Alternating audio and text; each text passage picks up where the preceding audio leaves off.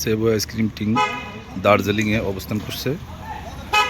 দেখতে পাচ্ছেন সেবু আইসক্রিম টিমকে নিরাপত্তার সাথে যাতায়াতের সুব্যবস্থা রেখেছেন। যে সকল গাড়ি নিয়োজিত আছেন আমরা দেখাতে চেষ্টা করছি আপনাদেরকে।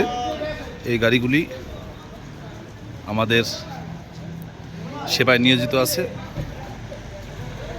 খুব এনজয় করেছি আমরা। দেখতে পাচ্ছেন সারিবদ্ধ সেবু আইসক্রিমের টিম।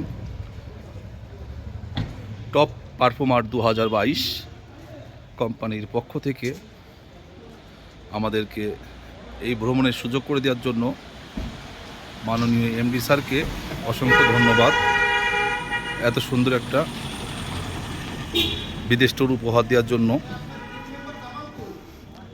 দেখতে পাচ্ছেন আমরা আজ এখান থেকে রওনা দিব শিলিগুড়ির উদ্দেশ্যে।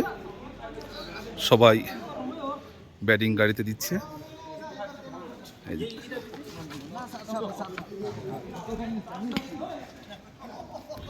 আমরা স্যারের কাছ থেকে মতামত নিব। স্যার স্যার ট্যুরটা কেমন লাগছে স্যার? আলহামদুলিল্লাহ, আল্লাহর অশেষ রহমত যে আল্লাহর এক সুন্দর নিয়ামত। আমরা দার্জিলিং এসেছি, উঁচু নিচু পাহাড়। আমাদের যে জার্নিটা এখন পর্যন্ত সব সুন্দর আছে, পরিপাটি আছে। এবং আমরা সবাই কোম্পানির যে এমডি স্যার আছে, ডিজিএম স্যার আছে, যে জিএম স্যার আছে, কর্তৃপক্ষ যারা আছে তাদের সবারই কাছে কৃতজ্ঞ। এত সুন্দর আমাদের একটা সুন্দর পরিবেশ করে। ধন্যবাদ, ধন্যবাদ স্যারকে। স্যার স্যার একটু কথা বলেন স্যার। স্যার কেমন লাগছে স্যার? আলহামদুলিল্লাহ, ইটস এ ফ্যান্টাস্টিক ট্যুর, খুব ভালো লেগেছে। আর আমরা সবাই এনজয় করেছি, সবাই আমরা সুস্থ আছি, ভালো আছি, ভালো লাগছে। নেক্সট টাইম কোথাও অন্য কোথাও আমরা যাবো এই আশা রাখছি। ধন্যবাদ স্যারকে, স্যারের মূল্যবান কথা পেশ করার জন্য।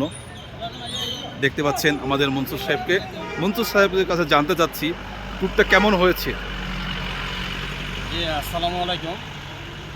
অ্যাকচুয়ালি আমরা যে ট্যুরে আসছি, ট্যুরটা কিন্তু শুরু থেকে আমরা নিজেদের মাঝে খুব এনজয় নিয়ে আসছি।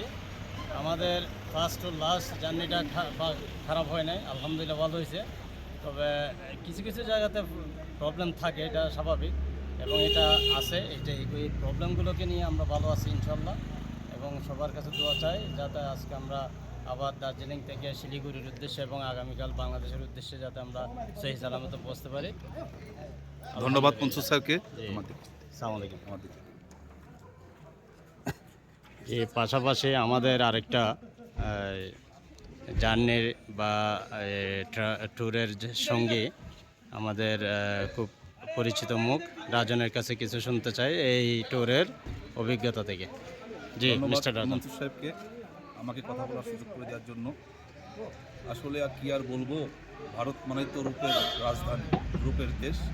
আমরা যেখানে অবস্থান করছি এটা শেষ করেন তাড়াতাড়ি। যেখানে পাহাড় পর্বতের মিলেমিশে আছে, অপরূপ সৌন্দর্য লীলাভূমি।